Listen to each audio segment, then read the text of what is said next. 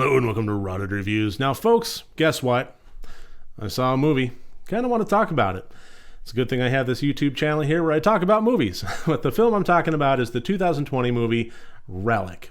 Now this just came out on digital distribution for rental fees across a multitude of platforms. If you just go to justwatch.com, you'll be able to find it on the one of your choice. But this was the feature-length directorial debut of director Natalie Erica James, and what a burst out of the gate this was. To get into a 5-mile overview of what this movie is about, we are introduced to the character of Edna.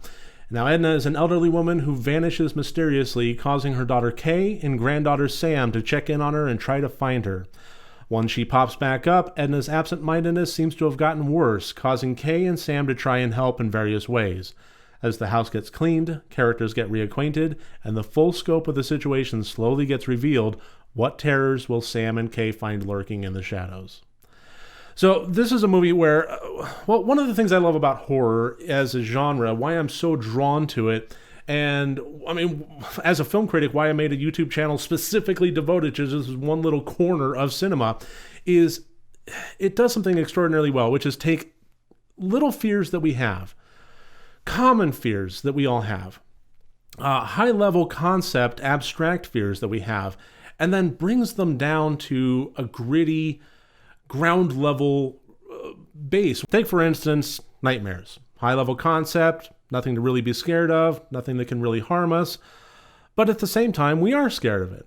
And cinema will take the concept of nightmares and turn it into something that is actually dangerous. It'll develop characters that we hopefully latch onto, make the concept of nightmares dangerous through the invention of a monster, say with some knives on his fingers, and then actually put them together in a way that the characters are going through this in a way that the audience is also too following in their footsteps, and bringing that to a ground level, tangible, cinematic fear. And that's something that I think Relic did extraordinarily well. It took a very high-level abstract concept such as a fear of aging. Not just a fear of aging, but also a fear of deterioration. Mentally and physically, oftentimes mentally before physically. That's a fear that we all have. Certainly I do. So I often think about things like Alzheimer's disease and mental deterioration and just the general aging process. And yeah, it's terrifying.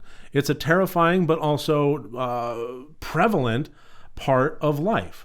And so this movie takes the rhetorical question of what is it about the aging process that terrifies you, and it really brings it to the screen in a manner that is full of tension and dread. It shines a spotlight on various little aspects of this particular fear, such as not remembering who somebody is that you've known all your life. You know, just the mental deterioration and forgetting people's names and how terrifying that can be.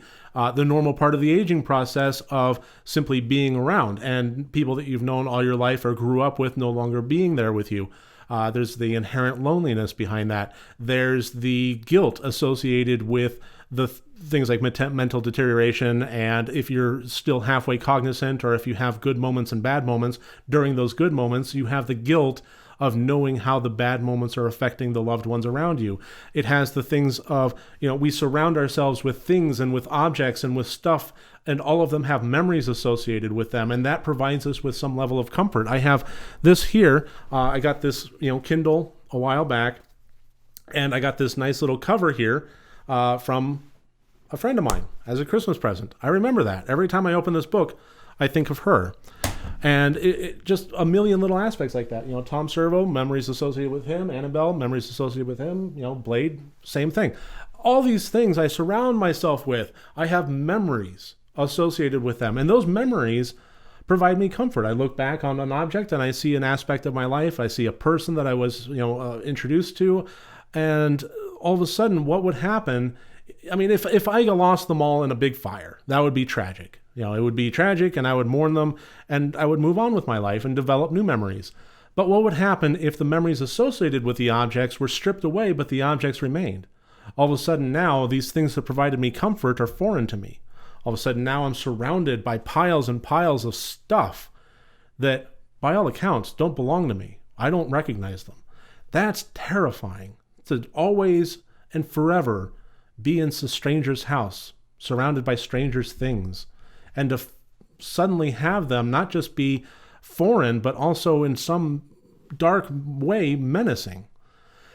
So this movie really shines a light on all of that, and it does so in a way that with relatable characters. I know I mentioned earlier, talking about the whole nightmare thing, that hopefully we have relatable characters, and that's one thing this movie also does particularly well, is the characters of Edna, Sam, and Kay were relatable. They were well fleshed out, realistic characters that I did latch onto. That's something that is critically important.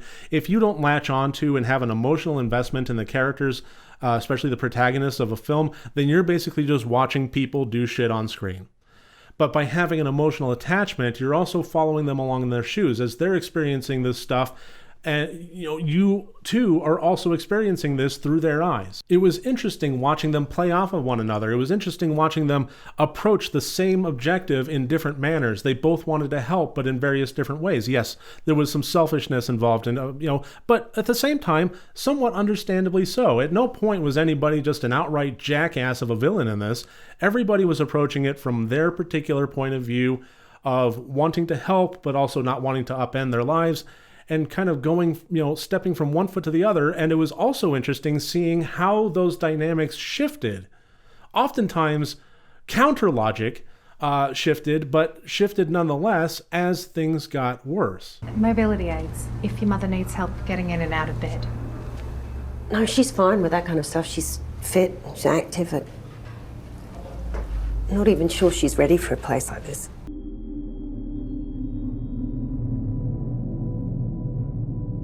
And I thought that was a very interesting aspect of all of these characters, which did make them relatable and made what they wound up going through extremely terrifying. And so now I'm going to go ahead and throw up all the scores here. As always, 4 different categories, each one worth up to 25 points for a total possible score of 100 points. And I loved every aspect of this movie, but the one category that I really want to put some focus on is the technical. This is one of the best movies I've seen in terms of creating an air of tension and of dread, and I'm pleased to report that it was without a single solitary jump scare to be had. I don't really mind jump scares. If you watch my reviews, if you watch my channels, I think that they can be done very well, but I think too often they're attempted and failed so that they wind up getting a bad rap. But I do enjoy a good jump scare. When they're done well, they are so worth it. But this doesn't really try to go that route. It doesn't attempt and fail. It simply doesn't attempt them, but instead creates a lot of that tension and that dread that leads up to a good jump scare. And it keeps going with that. And it wound up creating an experience where I was on the edge of my seat while watching it. And that's due to, in large part, the editing, the sound design, the cinematography done by Charlie Saroff. Big kudos just all around. The technical gets a very high mark for me. And altogether, this movie gets 90 out of 100 points. This was a stellar watch, and I highly recommend it for anybody. This is absolutely worth the rental fee. I really strongly urge anybody that loves horror to check out the movie Relic. Thank you very much for joining me here today. I look forward to seeing you on my next review. If you like this, please click like and subscribe. And remember, the next time you want to watch a horror movie, first make sure that it's good and rotted.